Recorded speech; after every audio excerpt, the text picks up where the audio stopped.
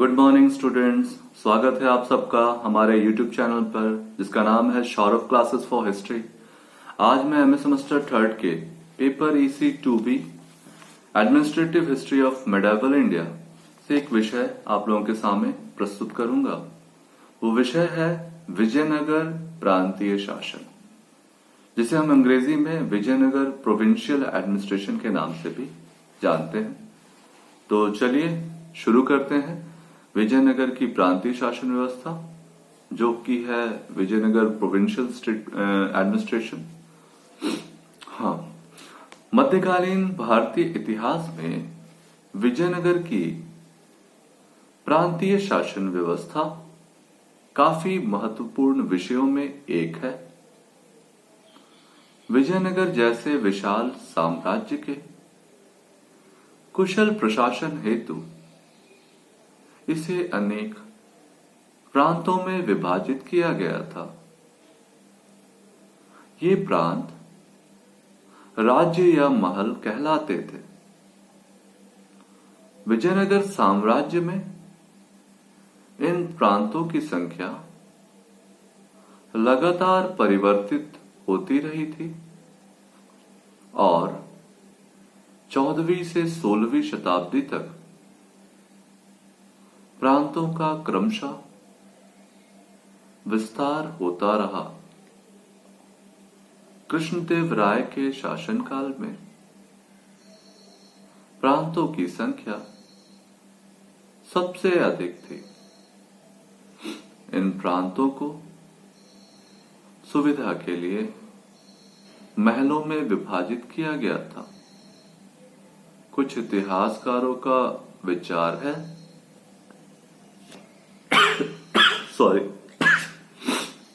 कि महल राज्य या प्रांत की बड़ी इकाई थी, जिसे कोट्टम या वलनाडु कहते थे। कोट्टम को नाडुओं में विभाजित किया गया था। इन्हें आज परगना या तालुका कहा जाता है। इन नाडुओं को मेला ग्रामों में विभाजित किया गया था। प्रत्येक मेला गांव में 50 गांव होते थे और प्रशासन की सबसे छोटी इकाई उरिया ग्राम थी। इस काल में कुछ ग्रामों के समूह को स्थल और सीमा भी कहा गया है। प्रांतों का विभाजन सैनिक दृष्टिकोण को ध्यान रखते हुए रखा गया था, अर्थात सामरिक दृष्टि से महत्वपूर्ण और शक्तिशाली किले से युक्त प्रदेश को प्रांतों के रूप में संगठित किया जाता था। सामान्यतः प्रांतों पर राज परिवार के व्यक्तियों को ही प्रांतपति या सूबेदार के रूप में नियुक्त किया जाता था। कुछ प्रांतों पर कुशल और अनुभवी दंड नायकों को भी सूबेदार के रूप में नियुक्त कर दिया जाता था। इन सूबेदारों को प्रांतों में काफी स्वायत्तता प्राप्त थी। इनका कार्यकाल निर्धारित नहीं होता था और यदि वे कुशल और योग्य होते थे तो काफी लंबे समय तक शासन कर सकते थे। प्रांतपति सिक्कों को प्रसारित कर सकता था, नए कर लगा सकता था, पुराने करों को माफ भी कर सकता था तथा भूमिदान भी देने का अधिकार रखता था। केंद्र सरकार प्रांतों के प्रशासनिक मामलों में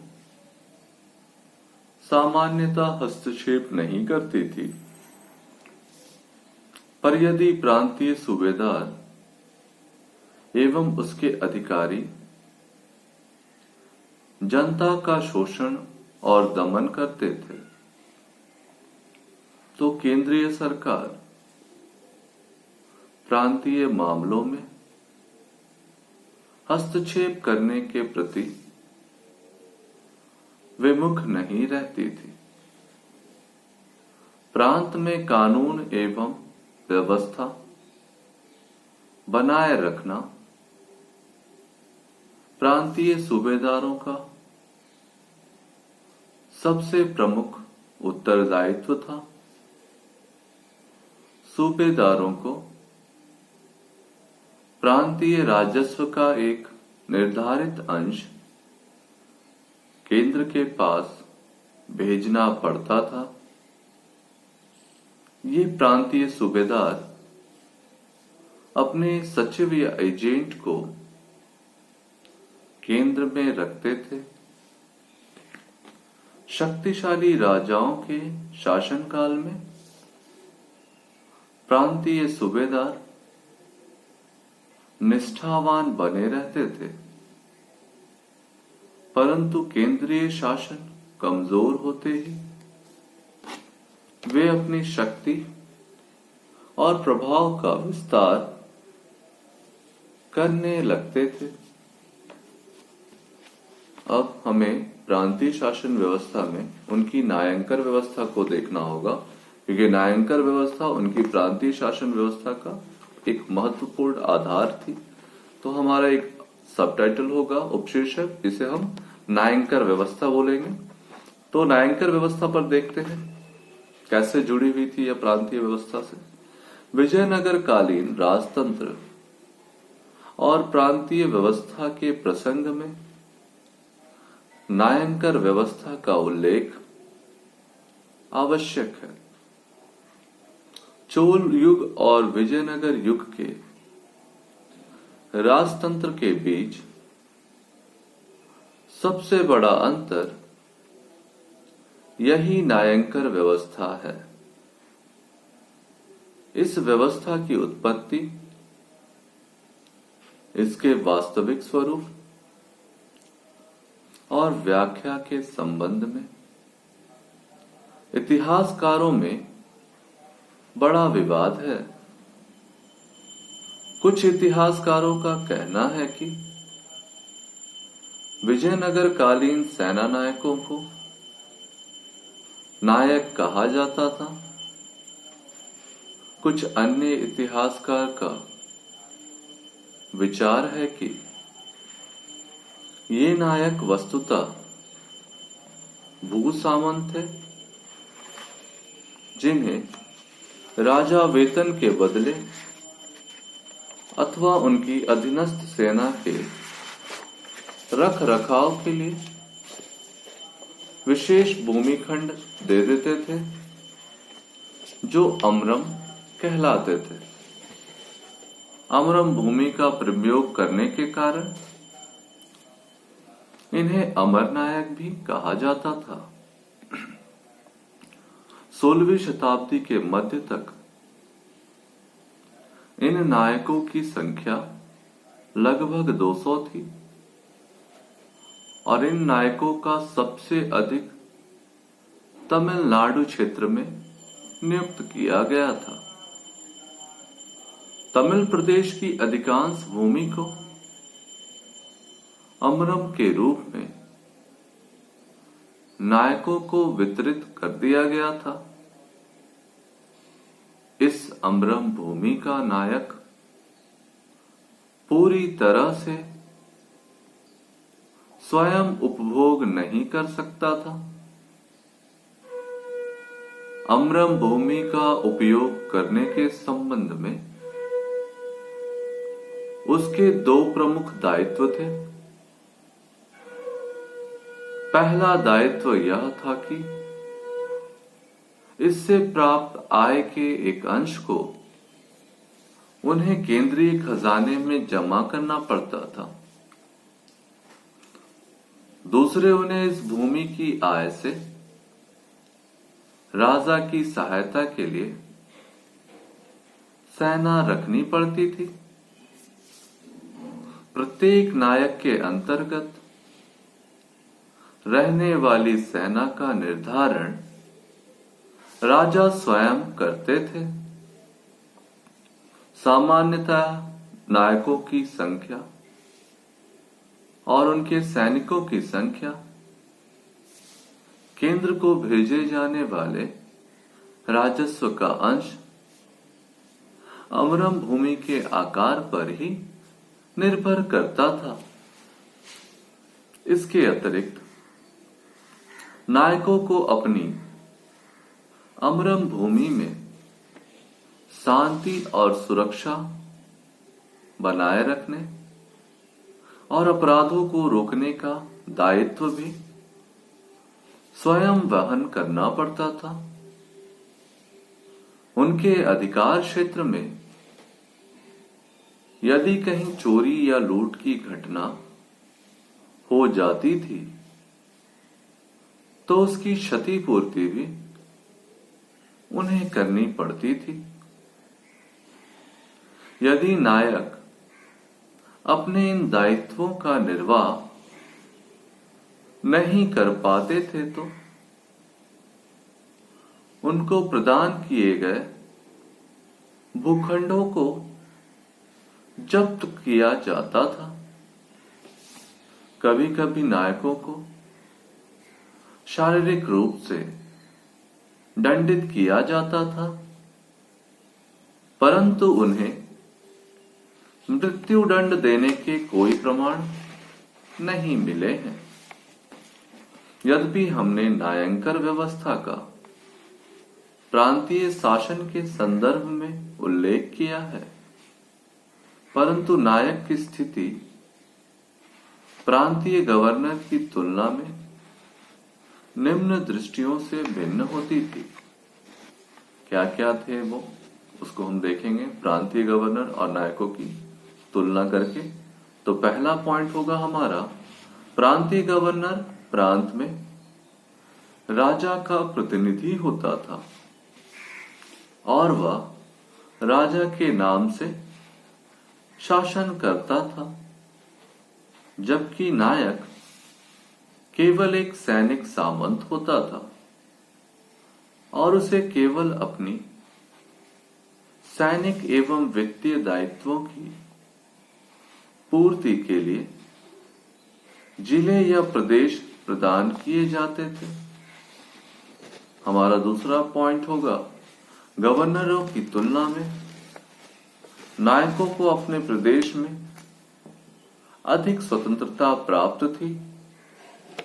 राजा सामान्यतः न्यायाधिकार प्रदेशों के आंतरिक मामलों में हस्तक्षेप नहीं करते थे और किसी विशेष परिस्थितियों अथवा शासन के मामलों में पूर्णतया अक्षम होने पर ही नायकों को हटाया जा सकता था। नायकों को एक अमरम प्रदेश से दूसरे अमरम प्रदेश में स्थानांतरित करने के हमें प्रमाण नहीं मिलते हैं, जबकि गवर्नर को प्रशासकीय आवश्यकता के अनुरूप स्थानांतरित या पदच्युत भी किया जा सकता था। ये हमारा तीसरा पॉइंट था। हमारा चौथा पॉइंट है, गवर्नर की तुलना में नायक के उत्तरदायित्व भी कहीं अधिक थे। जंगलों को साफ कराना, कृषि योग्य भूमि का विस्तार करना, कृषि एवं आम समृद्धि की रक्षा करना आदि उसके प्रमुख उत्तरदायित्व थे। पांचवा पॉइंट होगा हमारा, गवर्नरों को प्रायः दंडनायक कहा जाता था और अधिकांशतः वे ब्राह्मण हुआ करते थे, परंतु ब्राह्मण नायक होने के दृष्टांत हमें बहुत थोड़े ही मिलते हैं। छठा पॉइंट है हमारा, प्रांतीय गवर्नरों द्वारा अपने पदों को अनुवांशिक बना लेने का हमें कोई दृष्टांत नहीं मिलता, परंतु नायकों के पद धीरे धीरे अनुवांशिक होते चले गए। नायकों को अपने पद की आवश्यकताओं को ध्यान में रखते हुए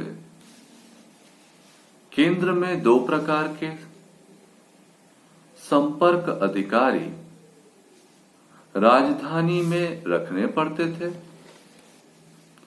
इनमें से एक अधिकारी साम्राज्य की राजधानी अर्थात विजयनगर में स्थित नायक की सेना का सेनापति होता था और दूसरा विजयनगर में नियुक्त उसका प्रशासनिक एजेंट होता था, जिसे स्थानपति कहा जाता था। यदि हम विजयनगर कालीन नायंकर व्यवस्था को समग्र रूप से देखें तो हमें यूरोप के मध्यकालीन सामंतवाद की याद दिलाती है। यद्यपि नायंकर व्यवस्था की यूरोपीय सामंतवाद के साथ तुलना नहीं की जा सकती, परंतु इस व्यवस्था में सामंतवादी लक्षण बहुत अधिक थे। नायंकर व्यवस्था के गुण और दोषों की विवेचना यहां आवश्यक नहीं है। किन्हीं विशेष परिस्थितियों, आवश्यकताओं और गुणों के कारण इस व्यवस्था को स्थापित किया गया था। अतः मूल रूप से यह व्यवस्था निश्चित रूप से उपयोगी रही होगी। धीरे धीरे इस व्यवस्था में दोष पैदा होने लगे।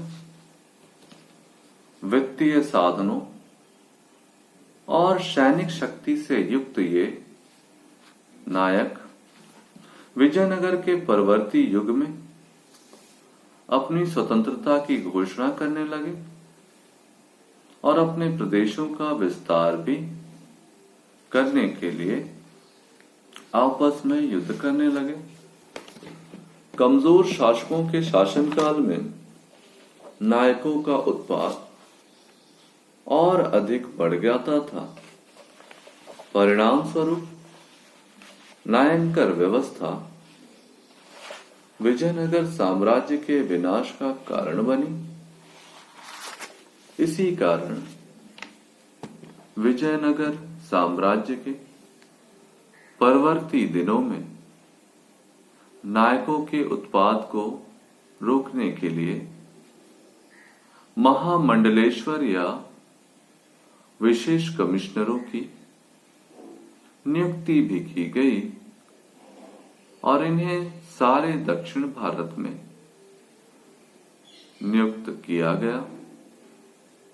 यह कार्य कृष्णदेव राय की मृत्यु के बाद अच्युत देवराय के शासनकाल में उस समय किया गया जब कृष्णदेव राय की मृत्यु का लाभ उठाकर प्रांतीय नायक अपने को स्वतंत्र घोषित करने लगे थे। इस प्रकार उपरोक्त अध्ययनों से हम पाते हैं कि विजयनगर की प्रांतीय शासन व्यवस्था काफी सुदृढ़ एवं संगठित शासन व्यवस्था थी। इसमें नायकों का विशेष योगदान था। जब तक योग्य शासकों की श्रृंखला बनी रही, ये नायक अपने दायित्वों का कुशलतापूर्वक निर्वहन करते रहे, लेकिन आगे चलकर अयोग्य उत्तराधिकारियों के काल में इन नायकों ने सामंतों की भांति स्वयं को स्वतंत्र घोषित करना प्रारंभ कर दिया और आपस में लड़कर अपने क्षेत्रों में वृद्धि भी करने लगे। लेकिन कुल मिलाकर देखें तो हम पाते हैं कि विजयनगर की प्रांतीय प्रशासन व्यवस्था में इन नायकों का योगदान विशेष रूप से उल्लेखनीय है। ये प्रांतीय गवर्नरों के साथ सामंजस्य बैठाकर प्रशासन को काफी मजबूत बनाते थे, परंतु जैसा कि हमेशा होता रहा है, कोई भी व्यवस्था आगे चलकर शिथिल पड़ जाती है। ठीक यही चीज विजयनगर की प्रांतीय शासन व्यवस्था में देखी गई और आगे चलकर नायंकर व्यवस्था में अनेक दुर्गुणों का प्रवेश होने लगा। इन दुर्गुणों के कारण नायंकर व्यवस्था टूटने लगी।